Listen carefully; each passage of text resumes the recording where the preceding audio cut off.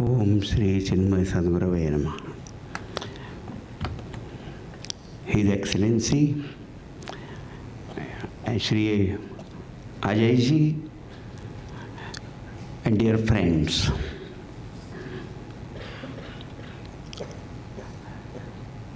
just now we listened to two most beautiful talks on the Bhagavad Gita.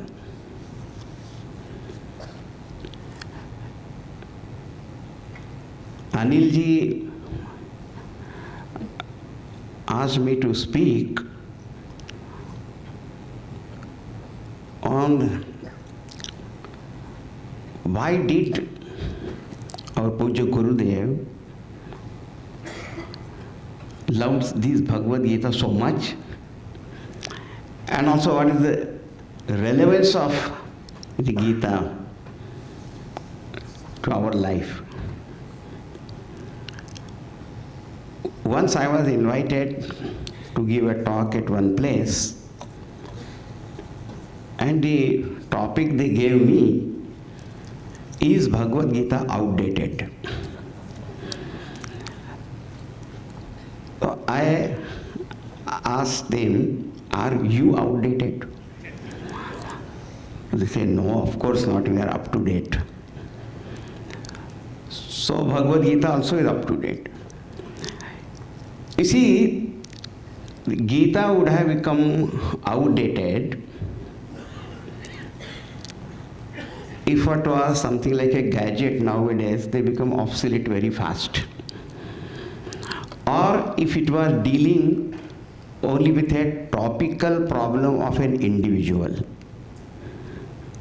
then it would have become outdated afterwards, because the problem was related to only one person and very particular topic. But the Gita is not like that. Gita speaks to you and me, and it speaks to me all that is related to my life. Because when people ask this question, what is the relevance of the Gita to my life? The simple question is again counter question: do you have any relevance to your own life or not? Actually, you are the hero of your biography. It is your life, and you are connected with each and every aspect, everything and being and experience, and that you come in contact. And if Bhagavad Gita speaks to you about yourself, naturally it has got all relevance to your entire life. That's number one. So this is the relevance of the Gita. Now why did our Pujya Gurudev like it so much? There are so many reasons. And if you read his commentaries, then you will see that he himself has explained also. The one thing that His Excellency also pointed out, that the beauty of the Gita is that it is not taught on the banks of some Ganga, Yamuna river, very serene atmosphere, and a disciple reaching an enlightened master. And the disciple himself was a great seeker of knowledge who had examined his life and then had gone there. But here, the whole setting is different. It's a battlefield. And the disciple is someone who is confused. And to him, this Bhagavad Gita is taught. This is very interesting fact. People ask, why should we study the Gita? So I remember of seeing many ads in the newspaper, magazines, and one ad generally attracts me very much, and that is about baldness. You know, there are so many treatments and so many methods that are suggested to grow hair and all that. So I always look for those ads because I'm losing my hair very much. And always I find there are two pictures. One is before the treatment and the other is after the treatment. You know, before they show the head and the other afterwards. See the difference? So then you say, therefore you should go for this treatment. That is the idea. And one most interesting ad I had seen about this, that our hair medicine or our oil doesn't grow hair, but it shrinks your head to the size of the available hair.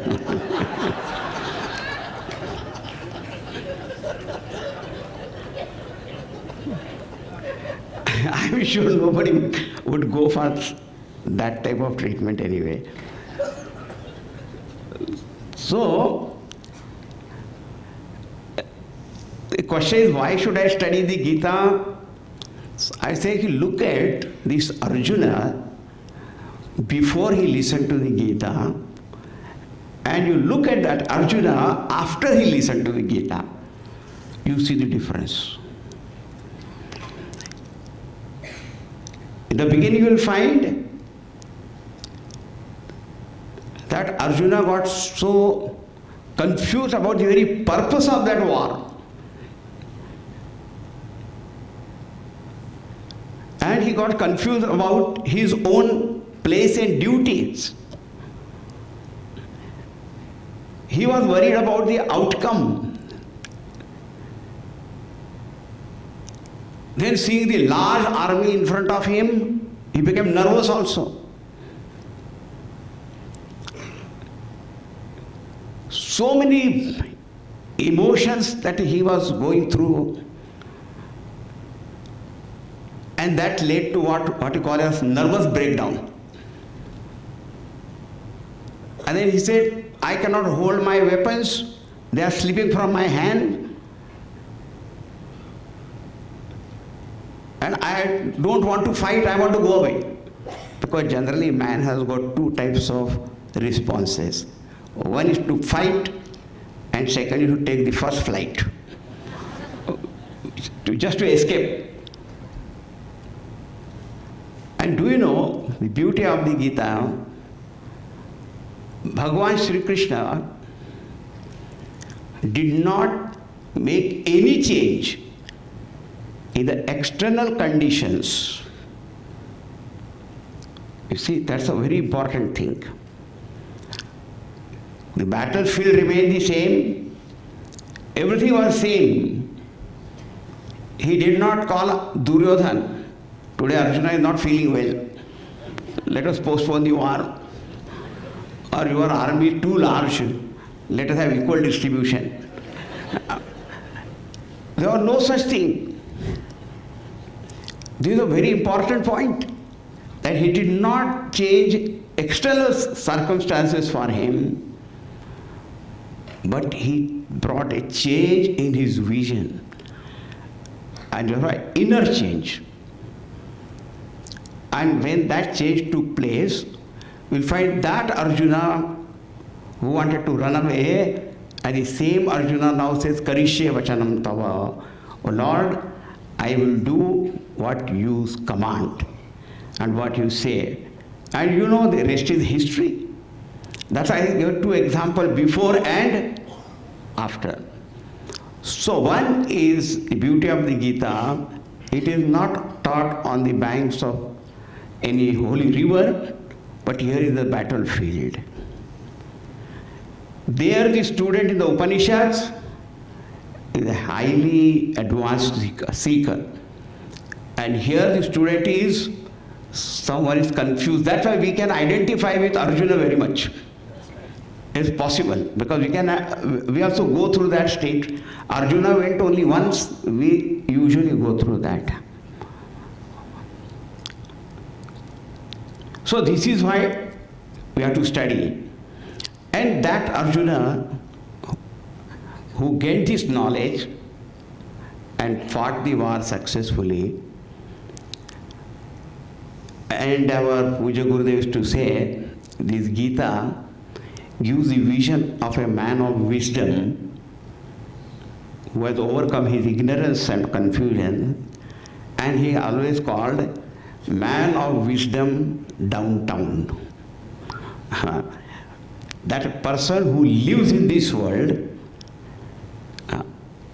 even after gaining knowledge, and then he lives in this world, going through all situations and experiences, but ever established in his true self, the man of wisdom.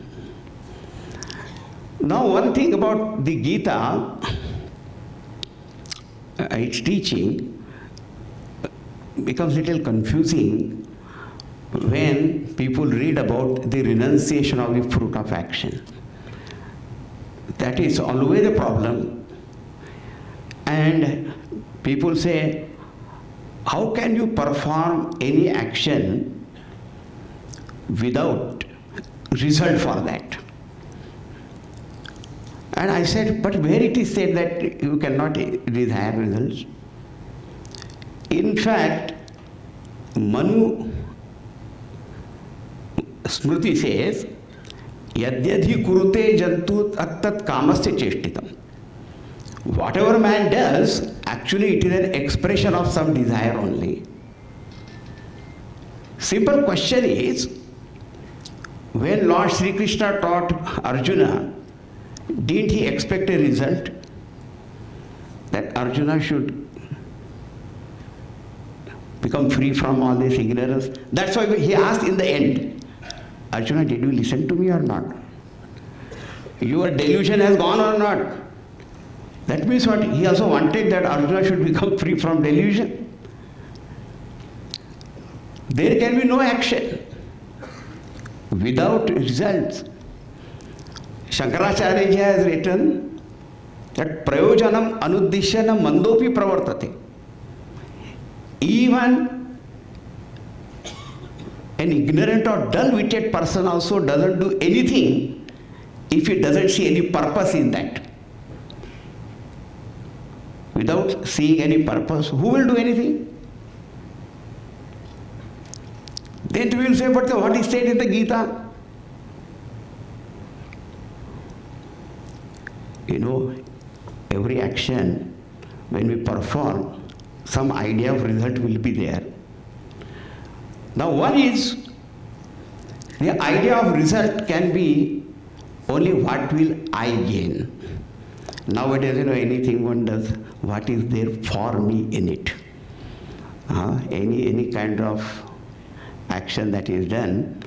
So that desire is only for myself, what will I gain? That is one kind of desire. The Gita says that even if you have this type of desire, you cannot get rid of it, but it is the one thing. Do not insist only on the particular result only that. That is number one.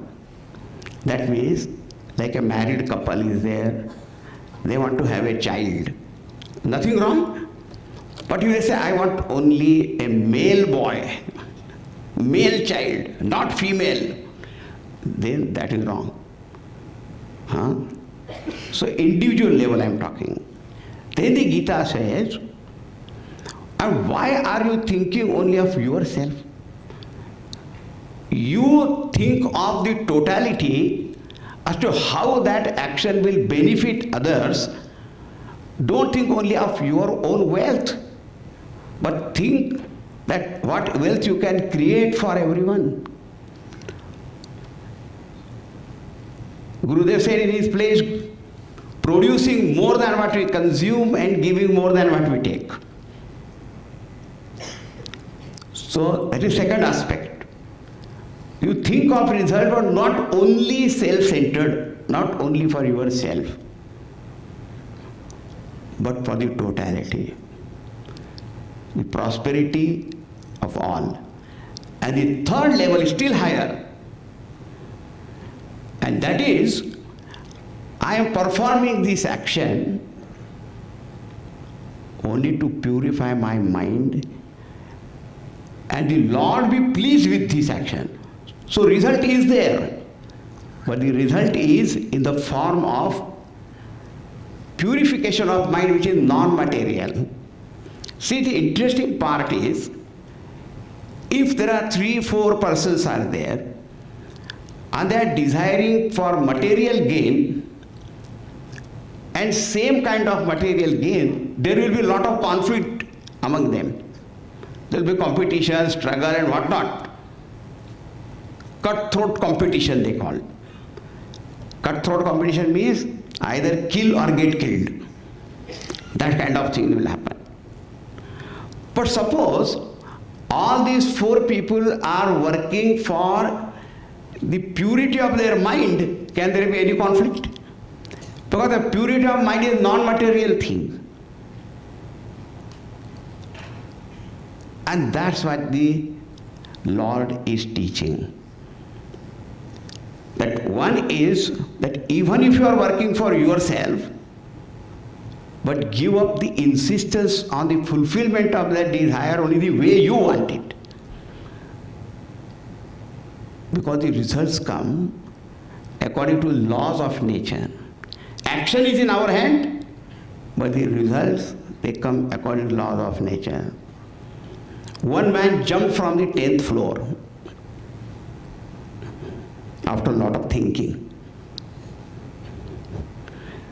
And as he was coming down, suddenly he realized that he committed a mistake. Now once the action is performed, now the laws will operate. And he started praying, "Oh God, oh Lord, suspend these laws now. Please keep me above." And the Lord says, "You are coming up only your body is going down."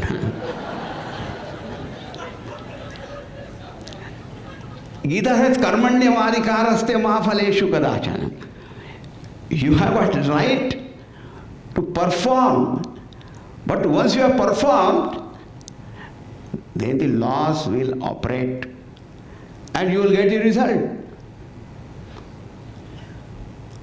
So first think what you want. Is it self-centered desire or it is for all? Again, is it to purify your mind?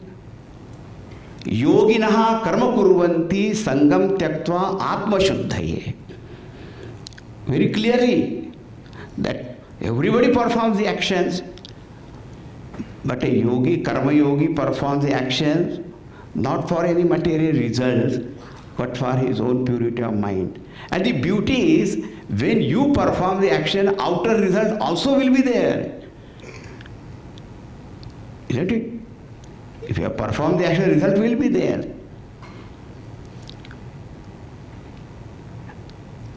So the extra result that you get is the purity of mind.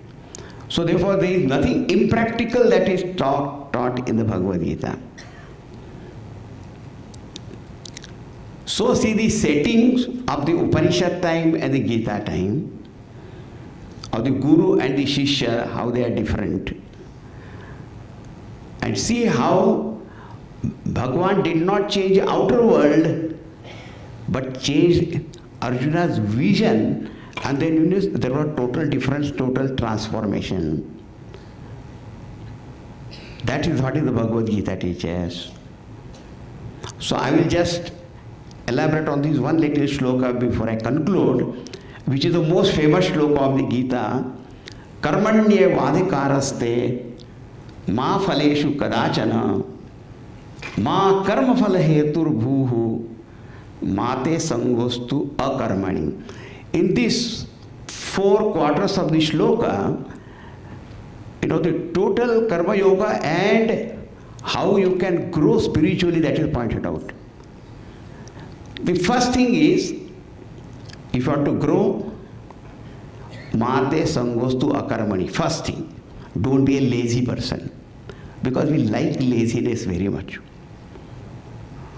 Alasyam, That's why we like Friday very much, Saturday very much. Because our first thought is, tomorrow I don't have to get up early. We love. Bhagavan says, Mate Sangosu Akarmani. First step is, don't develop attachment and love for inactivity, inaction. Don't be lazy. The other man says, I am not lazy, my problem is I am hyperactive. Oh, hyperactive. But what kind of work you do? Hyperactive. Sometimes creating all trouble for everybody, or only doing everything for myself. What will I get? So the second thing is, Bhagavan says, Ma karma phala hetur bhuhu. Let not your all activities be only for self-centered results. Now see, interesting. Inactivity is not allowed. Naturally, immoral, criminal activity, there is no room for that. The third, it can be only prompted by one's own desire. Bhagavan says, you grow out of that also. Then read the first line, Karmanyavadhikaraste. Now which karma is remaining now? If lazy action is gone, prohibited is gone, self-centered activity also gone, then which karma? Karmani adhikara. The only karma that remains is fulfillment of your obligatory duties. Because there are no other karmas then left out. And those karmas you must perform. And he says, Ma phaleshu kadachana. When it is your duty, then why are you thinking of what will be the result of that? Because your aim is to perform your duties. As you are walking and you see a small child falling down, you pick him up. At that time, do you think that, what will I get? Or look around here, somebody has taken photograph or not?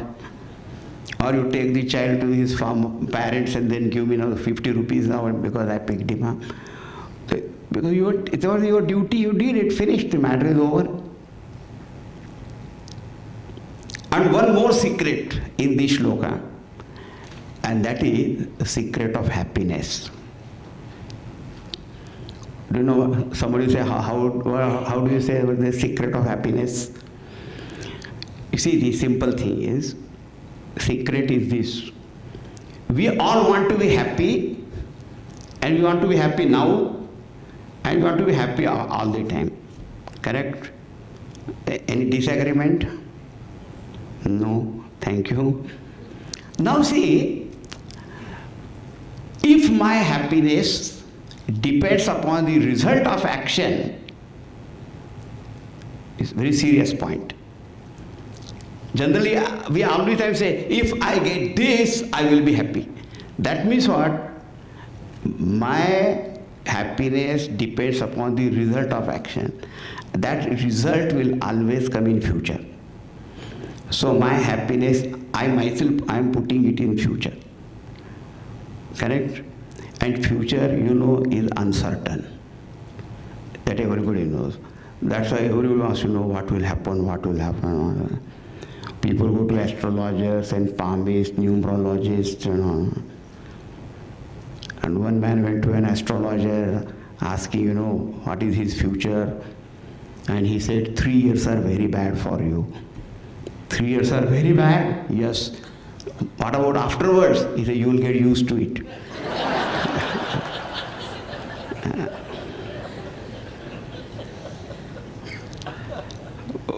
I am putting my happiness in future. Future is uncertain. So my happiness is also uncertain. Now just think, Bhagavan says, Karmanyavadi karaste ma phaleshu kadachana. See, your freedom, your choice, your right is in performing action. The beauty is the action can be performed only in present time. Action is always performed in present time, because I cannot perform action yesterday or tomorrow. So action is always performed in present, and it is in my hand. Result, as I said just now, is not in my hand. It depends upon many factors. So if I discover happiness in performing that action itself, then my joy is always in present time. Isn't it? My happiness, my joy is in present time, not in future. And I tell you, in performing action itself also there is great joy. Simple action also. Because the moment this class will be over, you will be very happy because you will get up. So there is a great joy even in standing up also. And that's why you find when the airplane also lands, all people get up, even they know they cannot get out. But why they stand? Because sitting. So there's such a joy only in standing. And you are standing and somebody says, please sit down. Thank you very much. Immediately you sit down because you are afraid somebody else may take the chair.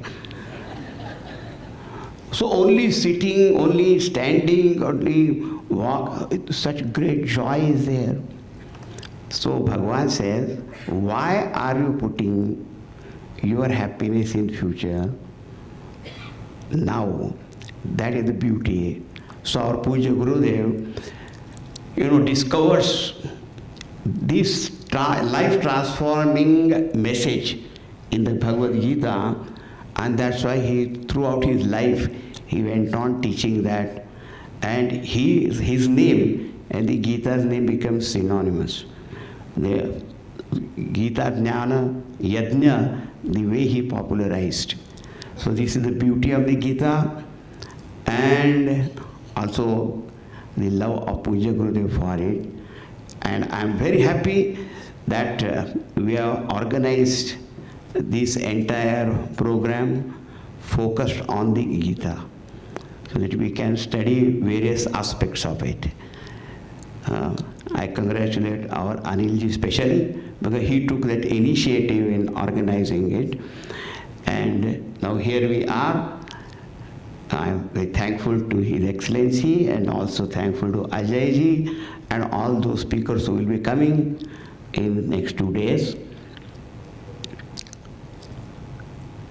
I invoke God's grace and Puja Guru's blessings for all success. Thank you very much.